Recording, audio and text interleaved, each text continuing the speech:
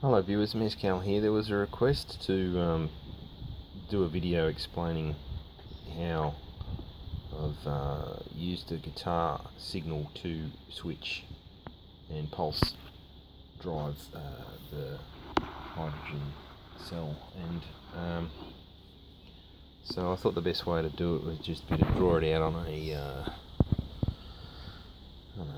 piece of paper and just talk about the pitfalls and how I got here. And so, basically you've got a guitar straight into an amplifier and out of the headphone jack, and then pulling the signal out of the headphone jack across an isolation transformer. This one's a bit of a high voltage step up thing. It didn't need to be, but and then a resistor across that to clamp down the high voltage, a diode to change the waveform to one-sided waveform, and then straight into the switch opto isolator on this thing here. 12 volts in, measuring the amps on the positive side of the input, and that's how it was done. So how I got here, I was playing with on the messy bench here. We've got the Lawton circuit. This is it creates a pulse train, and the pulse train was upside down. It was round the wrong way for me to even use the signal. I'll just give you an example of what that would do and why it wasn't going to work for me. So here's an idea of what I was after.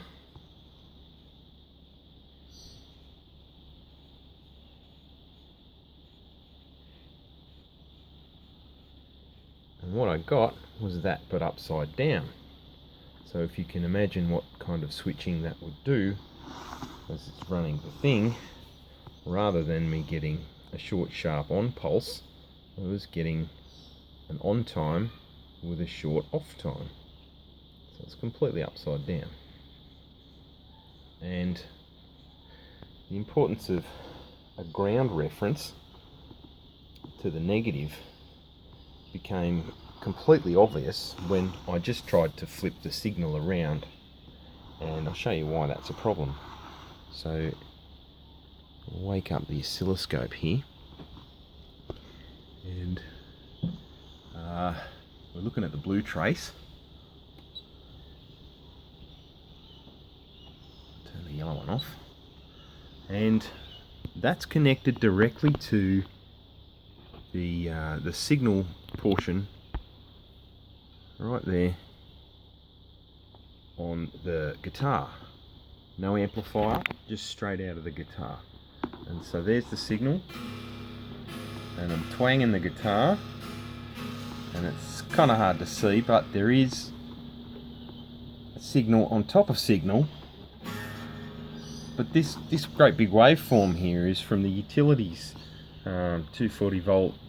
It happens in 120 volt countries as well. It's everywhere you look, like even on the timber. So if I disconnect this here and just look at nothing, poke that to the wood,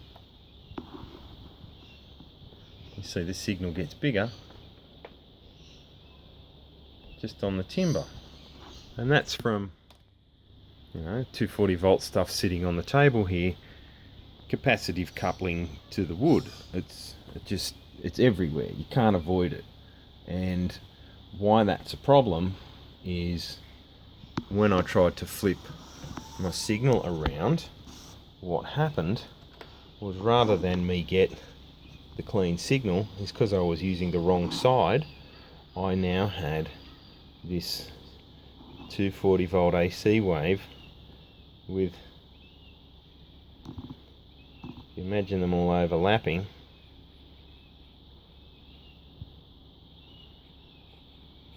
So I had, the additions and subtractions of the dips and troughs of those two together, and the signal was no longer clean. And that's where the idea of adding an isolation transformer came in, and I figured if I isolate the signal away from the ground, then it wouldn't matter which side I used, so long as I had a diode across it pointing whichever way I wanted to chop the signal. So this thing was born. And all it is this little thing here, which is a high voltage step up thing, which came from the same supplier as this place. I purchased it on eBay. I was looking for buck boost controllers to use power from a solar panel without using a solar panel controller. And yeah, they had all these cool things. So I bought this as well. This was a bit of a funny thing. I bought this thinking it was much larger than it actually was. I sometimes don't read the specifications of dimensions, like physical size, and yeah, I went ahead and bought them, and they turned up and they'd fit in a matchbox. I was thinking they were like the size of things out of a switch mode microwave oven. And anyway, I digress. So the FET switch, this thing here, 4 channels, opto isolated on the inputs, 3 to 20 volts input switching, 5 volts, 36 volts, anywhere in that range this thing can handle on an input and deliver that as an output. Okay, so we carry on. After I figured out that I could isolate the signal and pick whichever side I wanted to use, I was talking to a friend the other day, shout out Harp Bloke, and we started talking about plugging a guitar into the system, and then the germ of thought just grew, and then yeah, next thing you know, I've gone ahead and just connected into the plug out and worked out how to get my signal and chop it so that it's one-sided, because when you're switching you don't really want to be switching to the negative side. If we have a look at the signals as we're going along here, so this would be signal straight from the guitar, or waves, no tops, no flat tops. Coming out of the amplifier, you start to see on the highest pieces you'll have clipping on the top. Actually, that's not a good drawing of clipping. When you're looking at clipping, it's more likely to have a bit of a ramp down. It looks more like that. And that's a function of the amplifier failing to deal with the tops of the signal. Okay, so if we move along to where it would be injected into the ferrite, then the ferrite starts to circulate the signal, and you get the same, pretty much the same signal into the ferrite, and then on the other side, where you're into the high voltage portion, then you get a taller signal. It's the same signal, it's much bigger in voltage, and that had to be done to get up into the range where this thing would switch, because I wasn't getting above 3 volts coming off the headphone jack output from the amplifier. So that's what this is all about. You could build your own circuit and not use 3 volt switching. You could use less than that, but basically that's I like to work with modules and things that are off the shelf already built, and then that's what this thing is. So it's basically a motor controller thing. You can drive it with different frequencies. It's so adaptable. I've even driven it with a tens machine. So it's not without its dangers though. There's no heat sinking. This one's open circuit. It's dead, completely shot through. It doesn't function at all. It just lets current pass straight through. It was so hot that the solder was allowing this one to be wiggled around. That's how hot it got. So I'd also like to add that, looking at the hydrogen, the HHO thing, as it stands, I don't seem to think that there's a magic frequency that's going to get any more.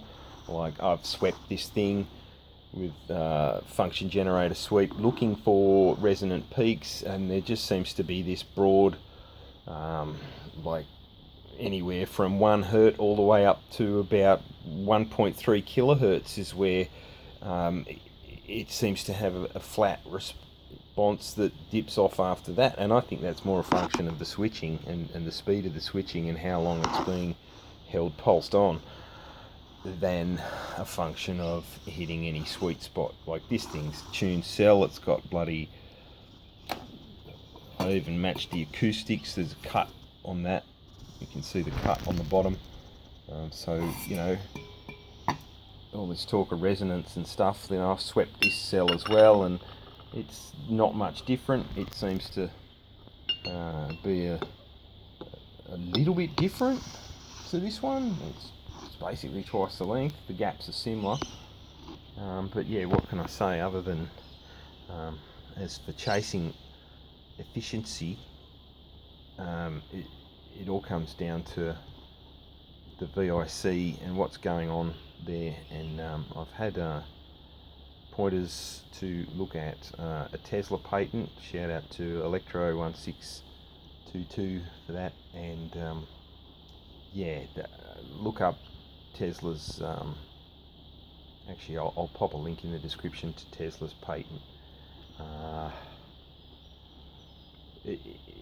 Meyer mentioned that he was expanding on Tesla's work, and where else could it be but in the magnetic switch thing that, you know, basically it's like a magnetic amplifier wherein you're using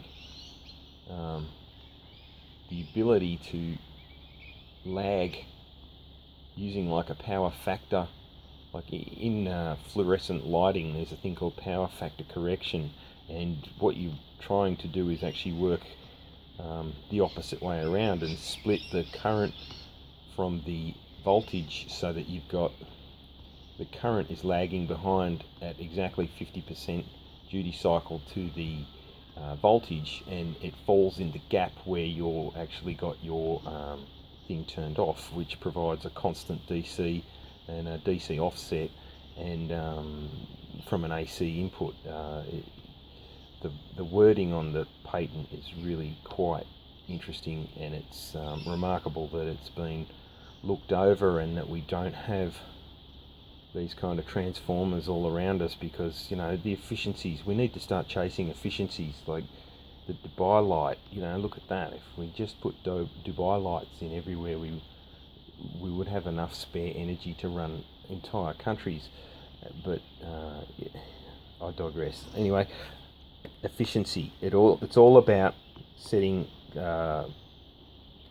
magnetic resonance in motion and tapping into the waves between. Thanks for watching.